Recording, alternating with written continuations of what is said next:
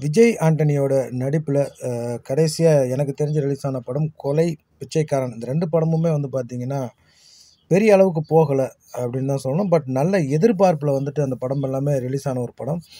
கொலை கூட வந்து பார்த்தீங்கன்னா, நல்லா எக்ஸலென்ட்டா படம் பண்ணியிருப்பாங்க. நல்ல ஒரு சென்டிமென்ட்டான படம்.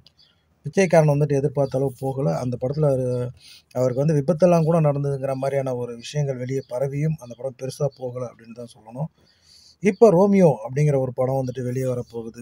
அவரும் மிர்னாலினி, ரவி இவங்களும் வந்துட்டு இந்த படத்தில ஜோடியா நடிக்கிறாங்க. இந்த படத்துலேருந்து இன்னைக்கு ஒரு பாடல் வெளியாகியிருக்கு, செல்லக்கிளியே.